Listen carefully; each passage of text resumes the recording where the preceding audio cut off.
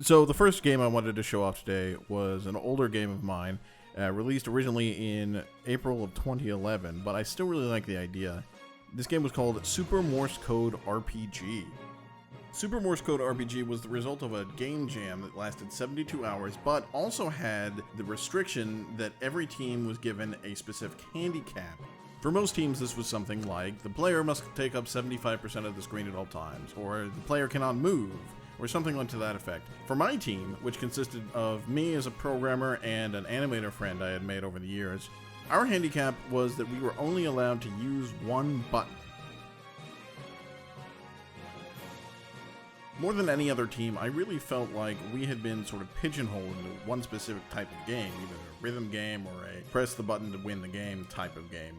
So I took it as a challenge to see what I could come up with that involved using only one button, but not necessarily limiting the player to one choice.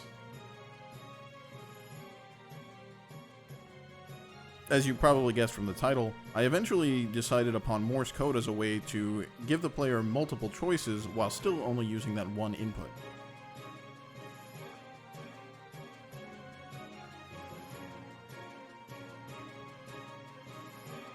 Ultimately, because of the 72-hour time limit, we weren't able to introduce a whole lot of deep RPG mechanics or a very fleshed out story, but I was very proud of the concept and how well we were able to execute upon it, considering the limitations.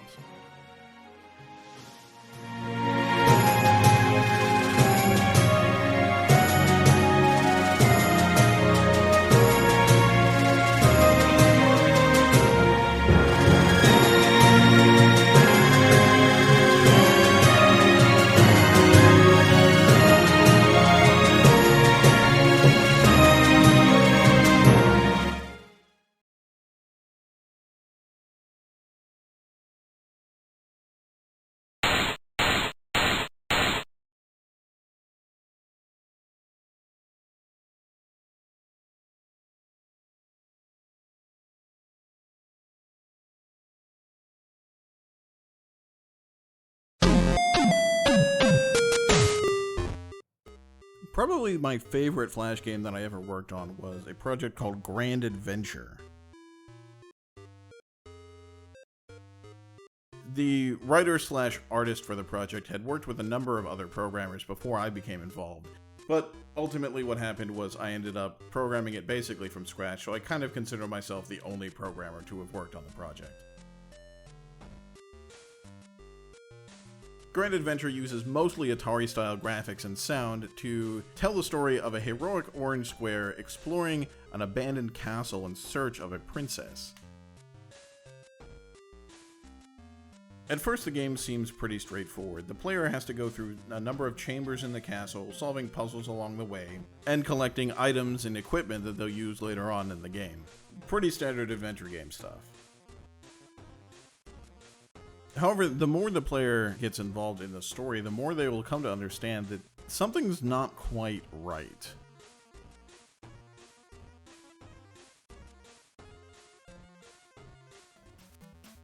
Throughout the game, the player encounters a number of bosses that are associated with the themes of death and decay.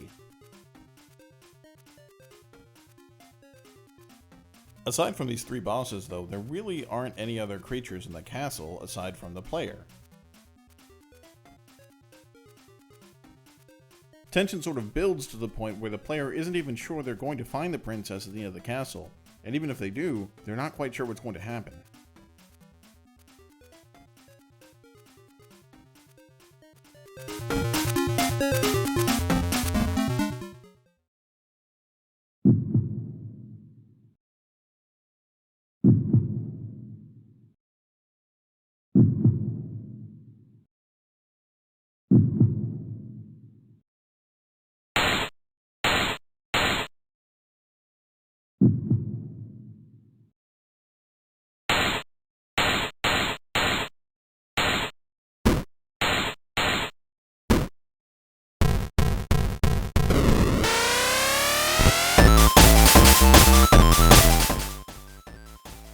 When the player finally finds the princess, she's almost immediately turned into a demon who flies around and attacks the player as the game's final boss.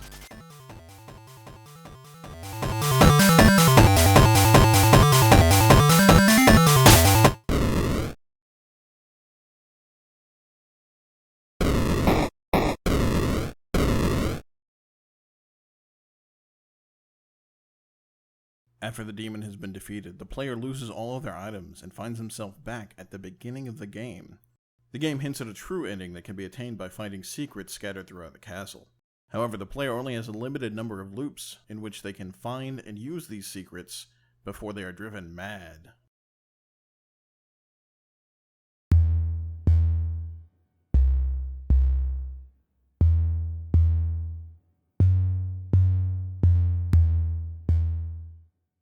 Steely was another 72-hour game jam game.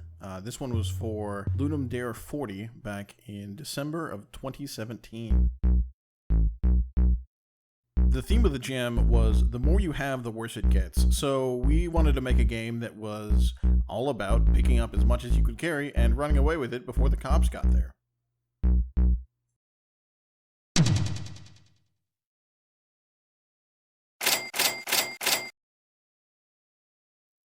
There were 3 different levels you could choose to steal from. There was the house, the mansion, and the maze. Each level had a little bit different loot that you could get, so there was some reward for going for the higher levels, although the maze obviously was harder to get out of than the house was, for example. The main mechanic of Steely was the more weight that you carried on your person, the slower you moved. Hence, the more you have, the worse it gets. Eventually, if you were carrying too much, you just straight up couldn't move at all. There were a number of upgrades you could purchase with your ill-gotten gains, most of which just made you better at stealing. For example, a higher weight tolerance or a higher base speed. Overall, players seemed to like Steely pretty well, though the tile-based movement did confuse some of the players and led to some pretty bad situations if you were pretty close to the weight limit.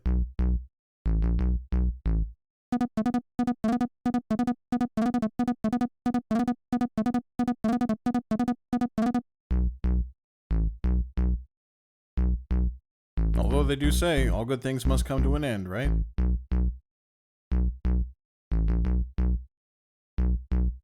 Freeze!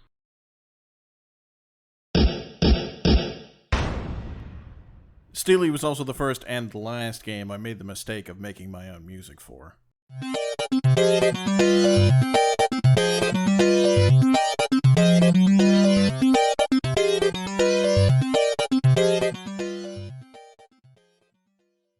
Yeah, imagine that on loop while you're trying to shop for something. Like most game devs of the era, I have a bunch of other Flash projects, some more finished than others, but these are what I would consider the highlights, and unfortunately, because Flash is dead, this is sort of the best I can do to show them off nowadays.